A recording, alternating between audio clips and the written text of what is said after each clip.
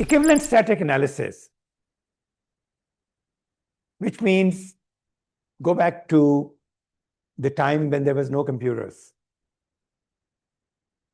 Nothing, my time. And you need to analyze the structure. Even now, that time is still here, unfortunately or fortunately, I should. So basically, all you need to do is design a structure for earthquake. We don't have all the computers, we don't have nothing. So we just need a force that I will apply so that I can calculate the bending moment and to the column, and that's just about it. I just need a force. From this whole thing, I need a force, which means from all this equation, I don't have mass as such, damping. I don't care about nonlinearity. I don't care about anything. I don't have that. I just need a force so then I can calculate bending moment. So this equivalent static force concept was developed, that the weight of the building, which is mass multiplied by gravity, assuming that the full building is moving, full mass is moving in earthquake. That means 100% mass, which means the weight. So we start with the assumption that when we are moving, 100% of the mass is moving at the same acceleration as the ground. That is the starting point. But the structure in between is going to get damaged, it's going to have weaknesses, it's going to have many problems. So all of the mass, all this acceleration will not be equal to the ground acceleration. That's the assumption. How much smaller? We don't know. So because we don't know, we try to put a factor there, and that's called that alpha factor. We multiply the weight of the building by a factor and say this is the force that will actually act on the structure, or the total force that will be generated at the base shear. Then we apply that force, and then we solve the linear spring equation, ignoring damping, ignoring mass, ignoring nonlinearity and everything. So that's the equivalent static method. Okay. It is still used here. Everybody, code still want everyone to use, and people use it, and that's you will have to use also for your design. So we only take that from the equation. So all you do is you take the structure and then you apply load on each floor proportional to the, you can say, acceleration at each location, which will be higher at the top. So the force will be higher, assuming mass is equal. So you apply the force like that by a factor. So you take the total force, which is weight divided by some factor, and then you distribute it along the height, and then you do the analysis. And that's just about it. So this is equivalent static force concept. We ignore nonlinearity. We just use first mode. We are assuming that the building will just bend like this. So that means it will be proportional to this one. So higher modes effects are all the other modes are neglected.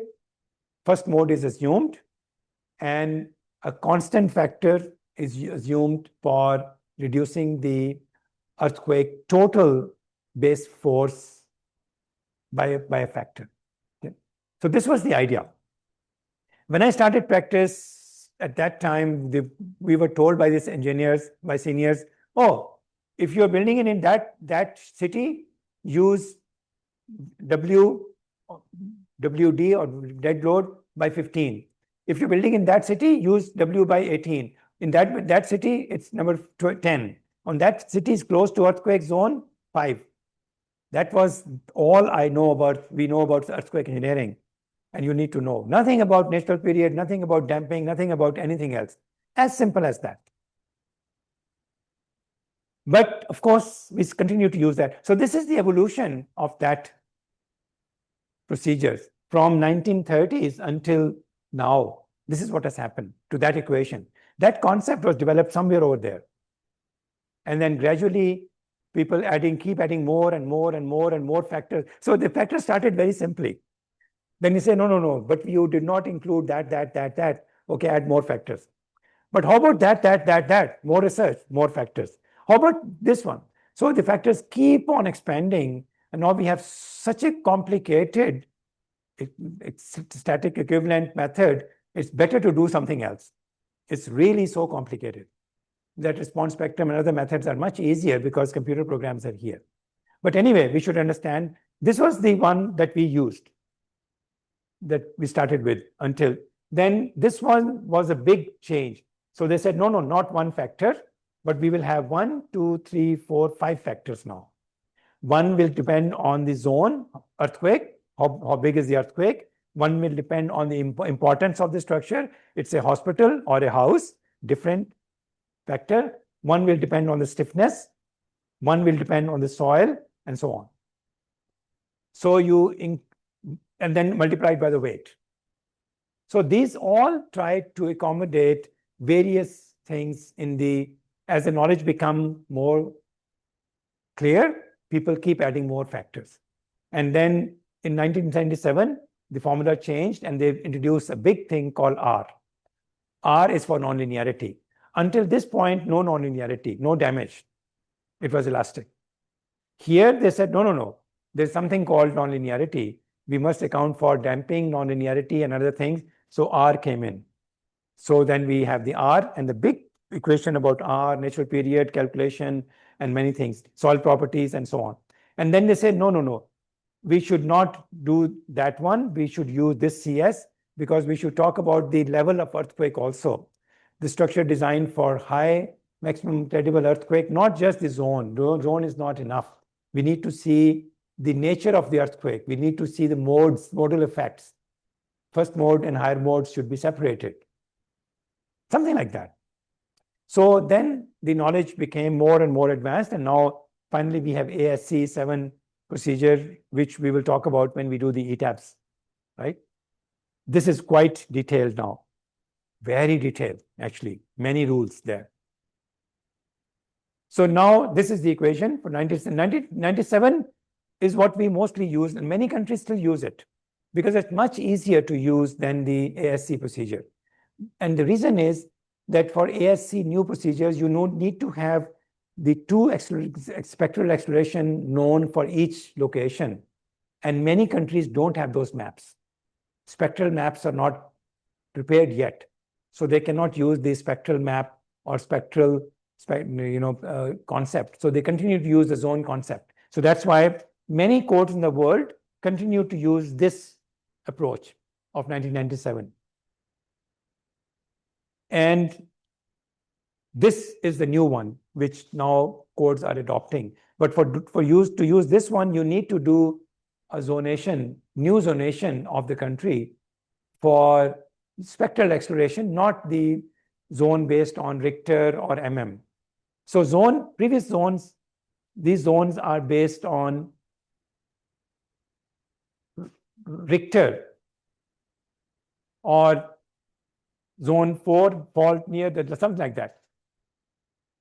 So but the point I'm trying to make is that the codes, as the more research comes in, they keep getting more complicated to effect that they become more complicated than the complicated method that is easier to use now. So that's why for engineers, it's much easier to use response spectrum and linear time history than use this one. And I will tell you later why. Okay. This is the current approach, ASC 722. You might have studied or you may not have studied. So we need to have these 5 things in the code. Forget about the equations. The first one is risk-targeted MCER. That means what is the risk that we are looking at? So they divided the earthquake into many categories, 3 primary categories: maximum credible earthquake, almost impossible to come once in 2000 years, 2500 years, a design level earthquake every 500 years, and a frequent earthquake every 75 or 50 years. So you need to, first of all, look at what earthquake are you designing for what. Based on that, you start with that. Then you get spectral acceleration maps, which is missing in many countries. That's why they cannot use this approach. Thailand now has it. Site coefficients for the soil and basin effect, long period transition for buildings which are taller than 10 stories, and then 2/3 factor to reduce from here to this design, and so on. So you basically have this framework from which, and then you use this 2/3 factor, this goes back to the calculation of the force with the R factor. R factor is another story by itself. Response spectrum, back to this equation. So now we are on this side. So we are trying to now, so we are moving step by step now. First, we did something with no loads, and with this one, then we said approximate loading by factoring, scaling, and then we go there, then we go here, then we go here, then we finish here. So we finished all the things today on this equation. And plus, we will go back to wind, which we haven't talked about. So far, we have been talking about the ground motion equation. We haven't talked about the equation for wind analysis. So you already know the response spectrum is basically taking the ground motion, computing the response spectrum for each ground motion, and taking the maximum values from that for a particular damping ratio, a particular period, and create a plot of the maximum response. So we are not interested. First one, we only use the, okay, let's go there. So we convert the ground motion, earthquake ground motion response into smooth response spectrum. Actually, actual response is very complicated, but we don't use it. We simplify it and develop a kind of derive an equation so we can generate it anytime we want. So that's the idea. So that's basically that's the ground motion. So now please recognize, please understand that the response of the ground and the response of the structure are different. We are talking about this one, not this one. We are looking at the response of the structure, and that is not going to be the same as, so the ground acceleration and the structural acceleration are not the same. The ground displacement and the structure displacement are not the same at any given time, unless it is a single-story building sitting right on them with no oscillation, like a rigid body. So that's the important. So this is a plot of the response. So then for this one, this is the ground motion itself. So this is the variation of the ground motion. This is the peak ground acceleration, 0.35 g at a certain time. We bring that, we input into this equation with this main equation. We convert that into, simplify this one into, we remove unnecessary things from here. As you can see, this is the final ground motion equation that we solve, which only depends on mass and acceleration and damping ratio. So everything else is reconverted back, stiffness and everything is converted back into one single. So we only have this equation left. So which means if you have only this equation left, then to solve this equation, you only need this one damping ratio and you only need the frequency. That's all, right? So that's the beauty of this equation, that we reduce the ground motion, reduce the general equation into an equation which now requires only that the damping ratio and the natural frequency. Natural frequency, of course, depends on the stiffness already. So that effect has gone back. So now this is the clean equation. So if you input now any acceleration, this one here, I'm sorry, here on this side, this one, and you input any frequency, let's say 1 hertz, 2 hertz, and then you input a damping ratio, it's complete. You don't need anything else. So based on that, you can solve this equation and calculate this u dot, u double dot, u dot, and u. That means the building's response, the acceleration, velocity, and displacement now can be determined at any given acceleration for a given damping ratio and for a given frequency, natural frequency. Clear? As simple as that. So when we have this, then it becomes very simple. So then we can take this same ground motion and then we can change the time period or the natural frequency and to same equation, and for the same damping ratio, let's say damping ratio is fixed here for 5%, and then 5% damping ratio is fixed here, and then we put in the equation and we change only the omega value here. We get one response, U response, we get second, so we get three different response outputs of the structure because we changed the natural period. So this one will give you a different response. This one will give, for the same, as you can see very easily now, that I have the same ground motion, but each one is giving me a different response. So you can think of it as three different, those three different natural period frequencies, same ground motion, and totally different response of the structure. So that's exactly what we're doing. So we take that different response. One is very fast, one is which is this one, that one, and then you just take the peak value from each one of them. Just the maximum, absolute maximum, not the sign is not taken. You take the peak values, normal, absolute values, and then you put them in a plot like this. So you say this is for each frequency, there is a response, and then you plot them, and that's the response spectrum. As simple as that, right? So based on that, then step one is to perform modal analysis, extract natural periods. So we get the natural period first, as we know, to do this one. Then read spectral exploration from the design spectrum, which I will show you, compute modal participation. So these are the 7 steps that we will kind of discuss now. Once we have the response spectrum, we can then carry out this analysis because we have converted a complicated ground motion into a very simplified curve, which we can read now for each type of each natural frequency and just directly get the forces from there. So the idea is that you don't need to do the analysis of the real structure. This is based on single degree of freedom, and same concept is then applied because the natural frequency is actually natural frequency. So that's the concept. So we'll come back to these 7 steps. Okay, so this is the shape of the response spectrum. And typical spectrum, of course, Bangkok is very different. Most countries, not taking into account the soil effects yet, this is the response spectrum, typical response spectrum that you will get. There are typically these components of the response spectrum, which are very important. Is a linear rise here, then there is a constant acceleration period, and then there is a constant velocity period, and then there's a constant displacement period. This is for a long period buildings. Tall buildings fall in this category. First, mostly on this side. This is medium rise building. This is the low rise 1-story to less than 10-story building. So you can see here, this less than 10 stories about here. The 1-story building will be around here. This is about 5, 6, 7 stories. And this is about 30 stories, 35 stories. And then this is about more than that.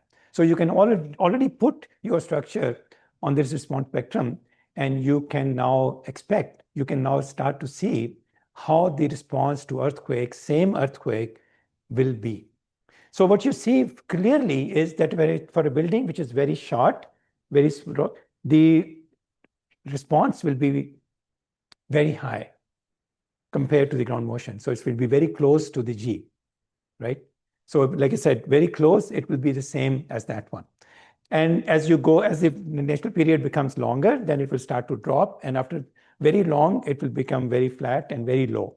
So that means that the response of the structure will correspond to its natural period and the response spectrum for that site.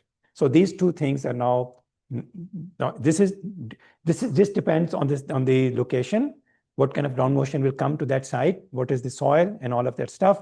And then the structure will give you this part, and then you put the structure and this together, you get this ordinate, and you take this ordinate, and then you put back in the equation, and then you get the results. Okay, so that's the idea behind it. The idea is very good, very simple. It's actually very interesting. The people who developed this one now regret developing it. I met Professor Wilson last year, and we were talking, and he said he was one of the original person who proposed this method. And he was saying that he regrets proposing this method now because it has so many flaws. But when they proposed it, at that time, there was no option. Computers weren't there, things weren't there, so you couldn't run anything better. So they developed this one. But now, every time he speaks, he regrets having proposed this method because it has so many flaws. And we will talk about those flaws and the solution to those flaws. Anyway, but this is what people most use, right? But it captures the lot of dynamics, but not in the right way. It covers many things up.